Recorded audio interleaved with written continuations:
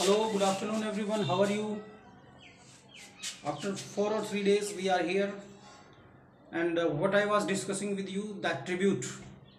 It is a story of a boy who passed out, or we can say whose bringing upbringing was done by his elder brother, and he was living in a city that is named as Bhubaneswar in Odisha, and where he also got his education, and after completing his education also working there, he was getting job there, understand, and he was also remembering his past days, childhood days, how he would use how he used to come to his village in the rickety bus, and how he neglected all the tiredness of journey, and how he was getting bored from the city life, and how he was brought by his brother, and all the things he was remembering. But now the life got little bit turn, and he was changed totally. Not only his life changed, he was also changed.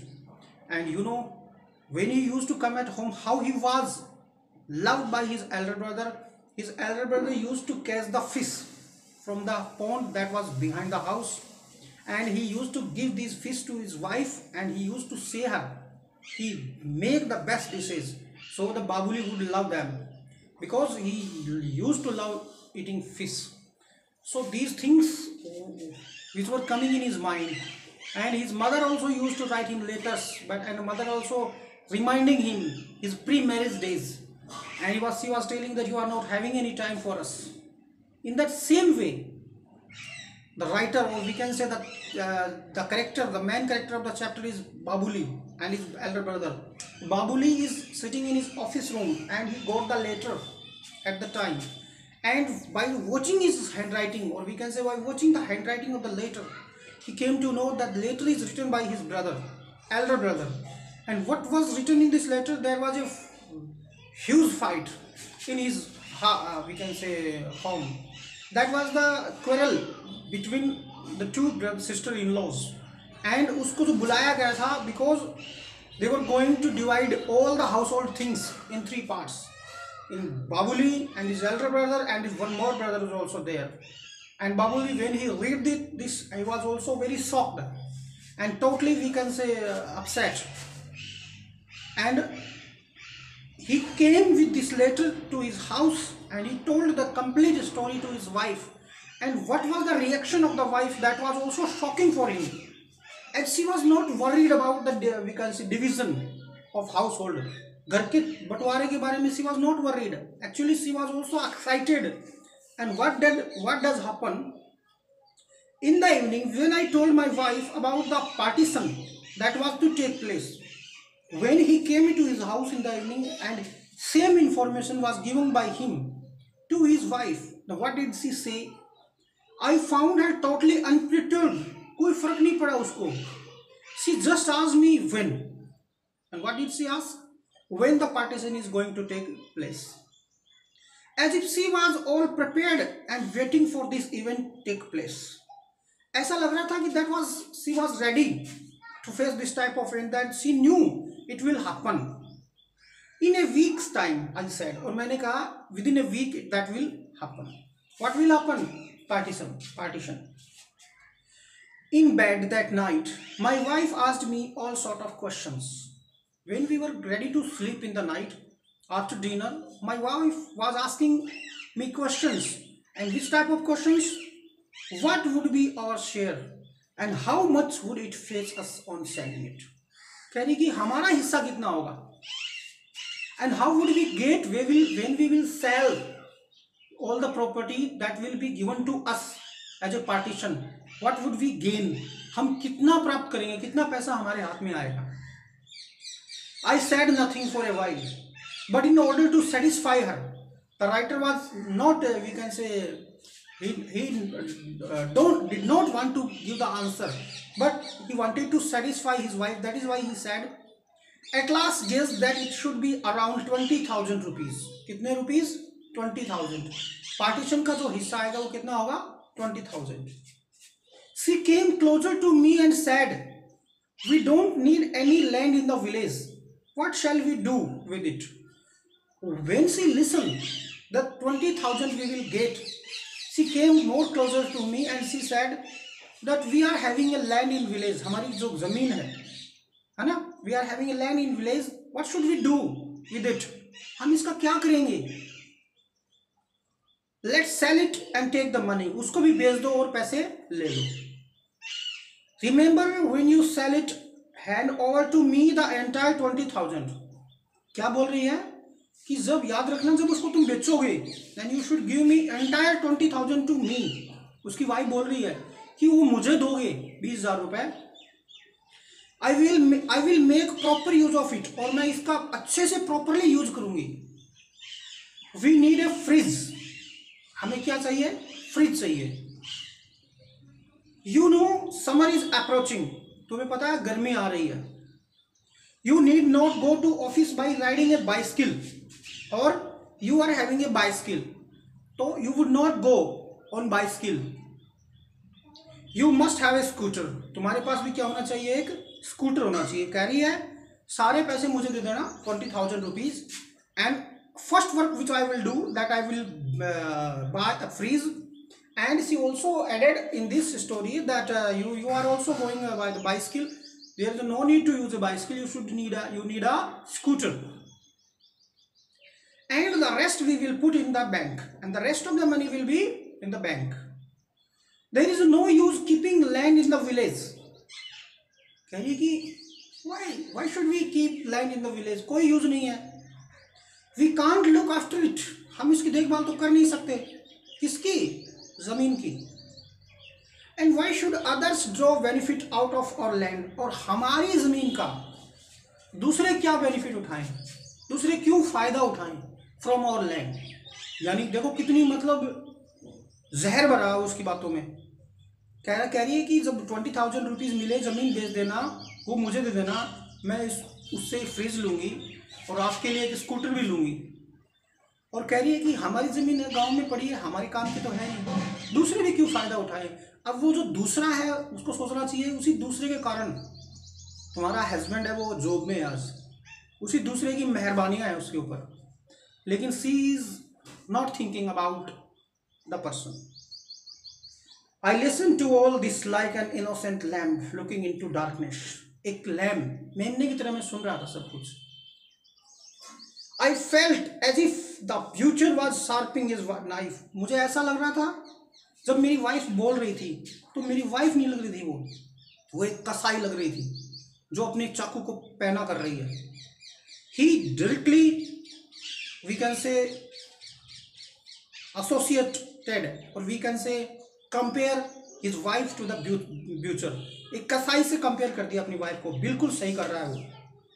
Humming a tune waiting to tear me into large chunks of meat, जो कसाई अपने एक tune के हिसाब से बोल रहा है और वो वेट कर रहा है कि मुझे वो काट डालेगा, chunk of meat, and consoling me saying that there is a better life after that, और मुझे ये भी सांत्वना दे रहा है, कसाई ऐसे कह रही है वो कि there is a better life after death, कि मौत के बाद जिंदगी अच्छी हो जाएगी। यानी he is comparing his wife with a butcher, एक कसाई से कंपेयर कर रही है कि वो अपना चाकू पहना रही है, धीरे धीरे धीरे धीरे मेरे को बर्बाद करने की कोशिश रही है, मुझे वो काट डालेगी, बोले तो अपने भाई से जुदा कर रही है वो उसको, और फिर उसको कंसोल कर रही है, उसको सांत्वना दे रही है, उसको विश्वास दिला रही है क्या, कि there should be a better life after death, कि मौत के बाद जिंदगी बहुत अच्छी हो जाती है।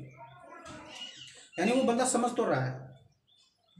Gone are those days, gone are those feelings when the word home filled my heart with emotions। कह रहा है कि वो दिन चले गए, वो फीलिंग्स चली गई, कौन सी, जब ये सब होम, घर, मुझे इमोशंस से भर देता था, बिल्कुल उस टाइम पे वो घर उसको स्वर्ग लगता था बच्चे को। And that affectionate word brother, और एक प्यारा सा शब्द brother, what feeling it had, कितनी अच्छी फीलिंग थी इसमें। How it use to make me heart pound with love, ये शब्द मेरे दिल को कैसे प्यार से भर देता था। Recollecting all these I feel weak pathetic, ये सभी बातें याद करते मैं बहुत ही पैथेटिक और वीक फील कर रहा हूँ। He was remembering his past again, कह रहा है कि वो दिन बीत गए, वो फीलिंग्स भी चली गई, जब घर मेरे लिए एक एक इतना प्यारा वर्ड था, इमोशंस से भरा हुआ था वर्ड, और एक अच्छा वर्ड जो ब्रदर, जिसे मैं बहुत प्यार करता हूँ, वो word. Where is the heart gone, वो दिल कहाँ गया? वेयर आर दोज डेज, वो दिन कहाँ गए? Where has the spontaneity of a feeling gone, कैसे प्यार भरी फीलिंग्स कहाँ चली गई? I just can't understand how a stranger could all of a sudden become, मैं समझ नहीं पा रहा how a stranger could all of a sudden become so intimate, only sharing a little warmth by giving a silent promise to keeping close. थोड़ी सी सांत्वना मिलती है by giving a silent promise to keeping close. Silent promise रखना, अपने आप को किसी के साथ क्लोज रखना. But I became my normal self in 2 days. 2 ही दिन में मैं वापस अपने ही नॉर्मल वे में आ गया. यानी 2-3 दिन तक उसने इस चीज़ को दुख मनाया, 2-3 दिन तक अपने भाई को याद किया, अपने भाई के कंट्रीब्यूशन को याद किया, अपने भाई के सेक्रीफाइस को याद किया, किस तरीके से उसके ब्रदर ने कष्ट उठाकर उसको बड़ा किया, पढ़ाया लिखाया. वो अपने बच्चों की परवाह नहीं करता था, वो अपनी वाइफ की परवाह नहीं करता था, वो अपने भाई को बड़ा प्यार करता था, उसी ने इतना उसको बड़ा बनाया. ये सब फीलिंग्स मेरे दिमाग में आ रही थी, लेकिन 2 दिन के अंदर मैं एज यूजुअल हो गया. I grew used to what had been a shock. मैं पता था कि शॉक क्या होता है. Later on in the market place, keeping pace with my wife, मेरी वाइफ के साथ समझौता करते हुए, inquired about the prices of the different things he intended to buy. After few days, after a time, I was wandering in the market, and what was I doing? My wife was doing. She was trying to inquire about the prices of different things she intended to buy. जो उसके खरीदने के इरादे थे, उन चीज़ों के price पूछती घूम रही थी वो. किसके बाद? बंटवारा होने के बाद जो हमें मिलने वाला है वो चीज़ें देखे. Buying a fridge was almost certain. Fridge खरीदना तो डिसाइडेड हो गया, सर्टेन था. A second hand scooter also, a stereo set and some gold ornament, कुछ गहने, एक stereo, fridge, second hand scooter, stereo, gold ornaments. I prepared a list of the prices, मैंने उन प्राइसेस की लिस्ट प्रिपेयर की. She kept reminding me about her intentions and my wife like a butcher, she was also kept reminding me about her intention. अपने इरादों को बता रही थी वो कंटिन्यूसली, ताकि मैं उससे बाहर ना चला जाऊं. प्रेशर डाल रही थी मेरे पे, इमोशनल कर रही थी मुझे. And was showing a lot of impatience, और बहुत ज़्यादा अधीर हो रही थी, impatience हो रही थी. ऐसा बस she was waiting eagerly for the money. She was badly waiting for the money, badly waiting for the goods of partition, and she was excited to buy the fridge and ornaments. It was Saturday afternoon. I left for my village. मैं अपने गांव के लिए निकल पड़ा. The same bus was there. वही बस जो बचपन में काम में लेता था. Inspiring in tile the old familiar feeling, जो मेरी पुरानी फैमिली वाली फीलिंग्स दे रही थी मुझे. I rush to occupy the seat just behind the driver. Rush का मतलब दौड़ा. To get the seat just behind the driver, driver के पीछे वाली सीट लेने के लिए. That was my favourite seat, क्योंकि ये मेरी क्या थी? फेवरेट सीट थी. In my hurry buried my knee against the door. जल्दबाजी में मेरा घुटना नी किसके ऊपर लग गया? डोर के ऊपर. It hurt me. The briefcase fell off and the little packet containing the prasad of Lord Lingaraj. मेरा briefcase वो गिर गया. उसके अंदर प्रसाद रखा हुआ था भगवान लिंगराज का. Little packet containing the prasad of Lord Lingaraj meant for my dear mother. जो मैं किसके लिए लेके जा रहा था? मेरी डियर मदर के लिए. लिंगराज भगवान का प्रसाद मैं मेरी मदर के लिए लेके जा रहा था, वो गिर गया. Was scattered over the ground, गिर गया, बिखर गया on the ground. I felt as if the entire bus was screeching aloud the question. मेरे को लग रहा था कि पूरी बस मुझे क्वेश्चंस कर रही है कि ये क्या किया मैंने. After how many years you have not bothered in the least to retain that tender love you had in your heart for your home. कह कि बहुत सालों बाद में you are not bothered in the least to retain the tender love, वो प्यार, वो love तुम्हारा for your home, अपने घर के लिए अभी तक भी नहीं है. Instead you have sold it to the butcher. इसके बजाय तूने अपना पूरा प्यार कसाई को बेच दिया. To help yourself become a city बाबू. क्या बनने के लिए? एक सिटी बाबू बनने के लिए. यहाँ पे कसाई कौन है? His wife. Curse be on you. क्योंकि सामान केवल एक प्रसाद, मात्र केवल एक प्रसाद वो लेके जा रहा था अपनी मदर के लिए. Nothing was in the suitcase alone. That is why और वो गिर गया. तब ऐसा लग रहा था उसको कि क्वेश्चंस पूछे जा रहे हैं उसके कि तुम एक सिटी बाबू बनने के चक्कर में एक कसाई के हाथों अपनी जिंदगी सौंप दी, अपने फैमिली मेंबर्स के लिए क्या लेके जा रहा है. I boarded the bus, collecting the briefcase and content of soiled packet. मैं बस में बैठ गया, ब्रीफकेस को कनेक्ट किया, सोइल पैकेट को कलेक्ट किया. wearing a shameless smile, और ऐसी शर्मिंदगी, बिना शर्म की स्माइल, बेहुदा. For the cleaner and the conductor of the bus. किसके लिए?